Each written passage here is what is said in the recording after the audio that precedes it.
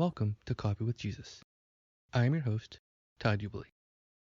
Before I had started this podcast, I had a devotional book that was also called Coffee with Jesus, and a Facebook page named Coffee with Jesus. And now I have a ministry that is called Coffee with Jesus. And what can I say? I like to stick with a theme. In all seriousness, this podcast was born out of the devotional book. I noticed at the height of the pandemic there was a hunger for comfort and for hope and for encouragement. So I started releasing videos on my Facebook page, and they were very well received. And I could tell that there really was this hunger out there for comfort. And I felt like God was calling me to do a podcast. Now, this is something I had initially said no to, and I've shared this story in the past, so I won't belabor it too much. But initially, when God had called me to start the podcast, I had said no, I'm not putting myself out there. I am the world's biggest introvert. Fortunately for me, God is patient. And eventually, I decided, okay, God, I'm just going to do it. I'm going to go out there, and I'm going to do it. And so I started doing the podcasts. And I named it Coffee with Jesus because that was the name of the devotional book and the name of the Facebook page. And everything just kind of meshed together, and I could kind of fold it all together. Well, now I have started a ministry that is also called Coffee with Jesus. And that ministry will encompass the devotional book, the podcast, the social media aspects, as well as a new devotional book that I'm writing that is called Coffee with Jesus, the Second Cup. As of this recording, I'm probably about halfway through, give or take. Not too long ago, I shared a sample of one of the devotionals from the new devotional book. I shared it on the Coffee with Jesus page, and I shared it on my own personal Facebook page as well. I was sitting at work one afternoon, and it was raining, and it was getting close to quitting time, and it was still raining. And I just had this feeling I was going to get wet. So at my job, where I park and where my office is, are separated by about 3/4 of a mile to a mile, depending on where I can find a parking spot on that particular day. So I knew I was going to get wet, and it was going to be miserable, and I just was not looking forward to it. And I thought, well, I could pray that God stops the rain so that I won't get too wet on my walk to my car. But then I kind of felt guilty. I was like, no, that's just kind of silly. I mean, that's just really self-serving, and there are way bigger things going on in the world. I don't need to ask about, me not getting wet. And I thought, well, maybe I'll just ask God that I don't get too wet. Maybe, lighten the rain a little bit so that I'll get wet, but I won't get drenched. And I thought, okay, that seems fair. And as I was about to make this request, I stopped because I had this, you call it that still small voice. And it's just that little tiny voice inside you that says, well, wait a minute. Do you really think that God can't keep you from getting wet? Do you really think that the same God who controlled the weather, whose son calmed the storm and made the storm stop, can't protect you from a little rain? And I was kind of caught back. I was like, well, wait a minute. Of course God can do that. But why would he do that for me? I mean, I'm just walking on my car. This is really, in the grand scheme of things, it's not that big a deal. Or so I thought. Then I decided, you know what? I'm going to be bold, and I'm going to ask. And I did. And I asked God to keep me dry for the entire walk to my car. And wouldn't you know it, just a few minutes before I left, the rain stopped. And I walked to my car, and it wasn't raining. I was dry. As I got near to my car, it started to drizzle a little bit. I got in, I drove away, the skies opened up again. And I was amazed.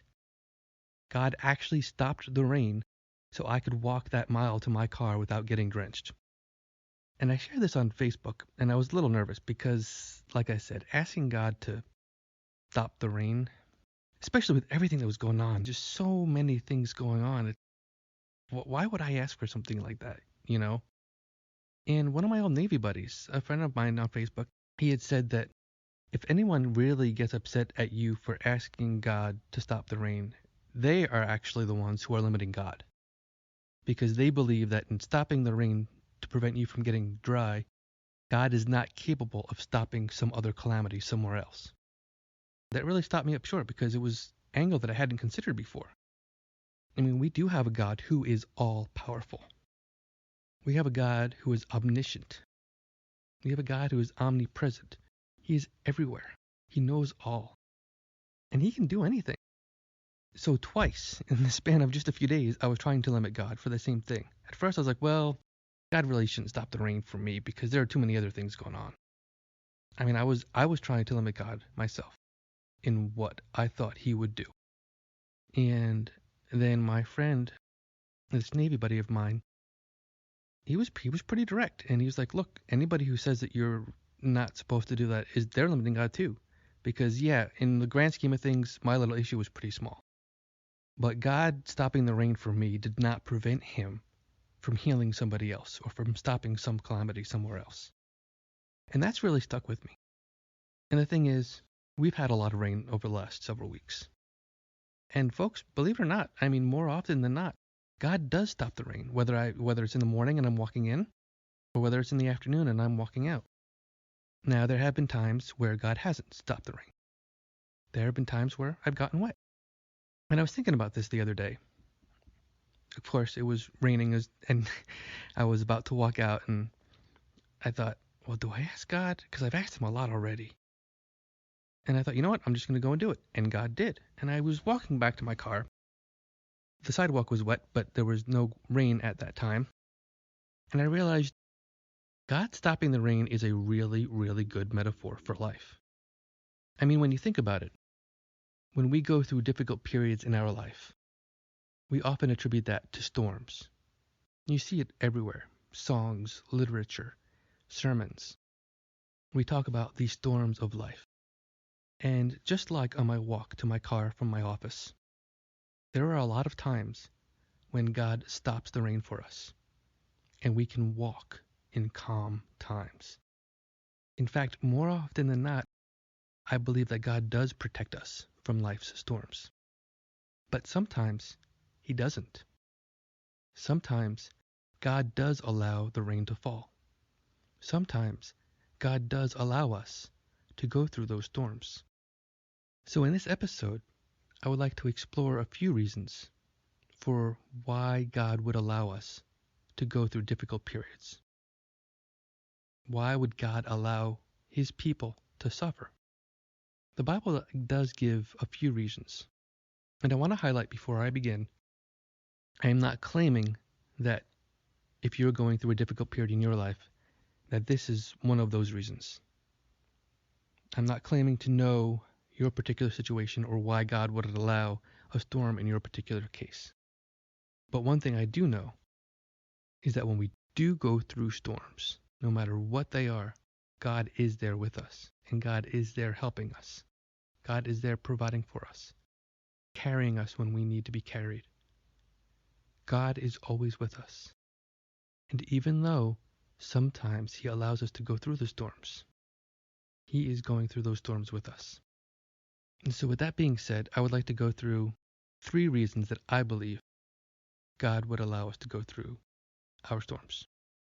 The first possibility, I'll say, of why God would allow us to go through difficult periods, why God would allow those storms, would be to test us. There are a couple of places in the Bible where we can see this. The first passage I would like to read from is from James chapter 1, verses 2 through 4. Consider it pure joy, my brothers, whenever you face trials of many kinds, because you know that the testing of your faith develops perseverance. Perseverance must finish its work so that you may be mature and complete, not lacking anything. Sometimes God does test us, and sometimes God allows for us to be tested. The book of Job is basically one giant testament to the fact that sometimes God tests us. I would like to read a small passage from Job 1, verses 6 through 12. One day the angels came to present themselves before the Lord, and Satan also came with them. The Lord said to Satan, "Where have you come from?" Satan answered the Lord, "From roaming through the earth, going back and forth in it." Then the Lord said to Satan, "Have you considered my servant Job? There is no one on earth like him, He is blameless and upright, a man who fears God and shuns evil. Does Job fear God for nothing? Satan replied. Have you not put a hedge around him and his household and everything he has? You have already blessed the work of his hands, so that his flocks and herds are spread throughout the land. But stretch out your hand and strike everything he has, and he will surely curse you to your face. The Lord said to Satan, Very well then, everything he has is in your hands, but on the man himself do not lay a finger. Then Satan went out from the presence of the Lord. So you can see from Scripture that sometimes God does allow us to be tested. Sometimes God will allow our faith to be tested. And so things will go wrong. We will go through storms. And those storms are a test of our faith to develop our faith and our perseverance and our hope. Ladies and gentlemen, one time at church, somebody asked me, how is your faith so strong? And I turned and I told them, I said, well, first of all, I don't think it is. But what they consider faith, for me, is just, it's knowledge. They think I have strong faith because I tell them that God will be with them and that God will help them through their storm. The thing is, I know this because God has done this for me. In many of my prior episodes, I have shared some of the difficulties that I have gone through. And because I have gone through these difficulties, and because I have seen God's hand in them, because I have seen God's strength and experienced God's strength, I know that when I go through something, that God is there. I know that when I go through a storm, God is there. I know that He is helping me because He has helped me so many times. I know that He is there because He has been there so many times. And I think that's one of the reasons why God does allow us to go through those storms. Because when we see how God helps us, when we see how God gives us the strength, how He is right beside us, that develops our faith. And the next time we go through a storm, it's a lot easier for us to weather that storm. Having seen what God has done for us previously, we now know that God will do it again. So I do think that sometimes God allows the rain to fall on us. God allows us to go through those storms of life in order to develop our faith and our perseverance. But again, that's just one possibility that comes from Scripture. The second reason why God may allow us to go through storms could be His discipline. The Bible tells us this in a few different locations as well. I would like to read first from Proverbs chapter 3, verse 12. Because the Lord disciplines those He loves, as a father the son He delights in. Later on, the author of Hebrews actually quotes this particular proverb, and he adds a little bit to it. So next, I would like to read from Hebrews chapter 12, verses 6 through 8. My son, do not make light of the Lord's discipline, and do not lose heart when He rebukes you, because the Lord disciplines those He loves, and He punishes everyone He accepts as a son. Endure hardship as discipline. God is treating you as sons. For what son is not disciplined by his father? If you are not disciplined, and everyone undergoes discipline, then you are illegitimate children and not true sons. Notice here that the author of Hebrews says, everyone undergoes discipline. If you are a child of God, then at some point you will undergo discipline. Having children myself, I can tell you there were times where I disciplined my children. And while I'm sure every parent says this, it's actually pretty true. You discipline your children because you love them and you want them to grow up in the correct manner. For example, when my kids were young, I would tell them, all right, you have a choice. You can tell me the truth and you will be disciplined for what you did, or you can lie to me and you will be disciplined even more for lying. And there are times where I caught them in the lies and I disciplined them more for lying. And there are times where they told the truth and I would be very explicit with them and say, okay, I have to punish you for what you did, but because you told me the truth, your punishment will not be as bad. And this actually helped them to tell me the truth, not just when they did things wrong, but they were able to tell me the truth about things that were completely unrelated to discipline as well. So discipline can help restore a child and can help train a child. In the same way, God uses discipline for us, and sometimes that is through storms. Sometimes God uses that to discipline us, to restore us, to bring us back to Him. Now, again, folks, I want to be clear here. I'm not saying that if you're going through a storm, that you deserve it. Please do not interpret things in that way. I'm not saying that you brought it upon yourself or that somehow you deserve to go through hardships. That is not true of any of us. But what is true is that God disciplines those whom he loves. And sometimes that discipline comes through storms in life. Finally, the third reason I would like to talk about is actually the very reason for this podcast. Sometimes God will bring us through storms. He will let those storms come to us so that God can comfort us in such a way that we can then provide that comfort to others. Sometimes God will allow us to go through those storms to teach us so that we can turn around and teach others. And ladies and gentlemen, when you get right down to it, that's really the crux of the matter when it comes to this whole podcast, the whole purpose of this podcast. I've gone through quite a bit in life, and I've shared quite a bit on this podcast.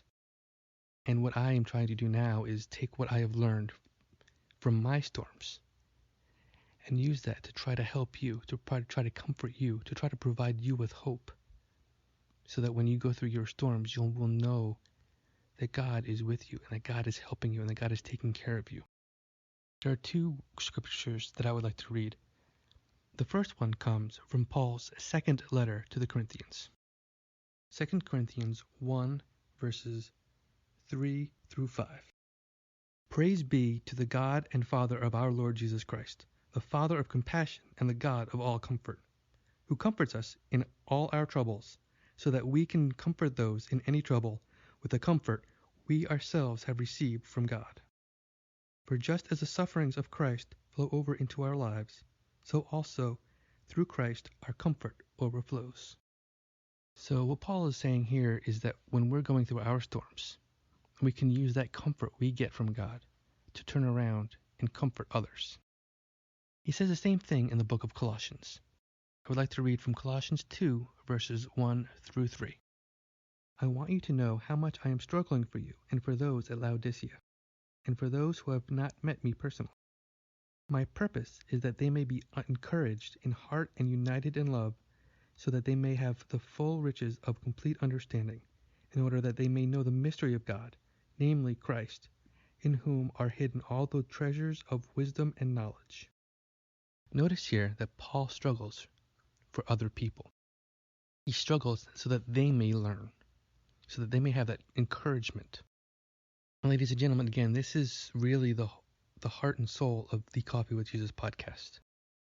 I'm hoping that by sharing my struggles, and that by sharing the struggles of my guests, that you all will learn. That by sharing the comfort we received, you all will receive that same comfort.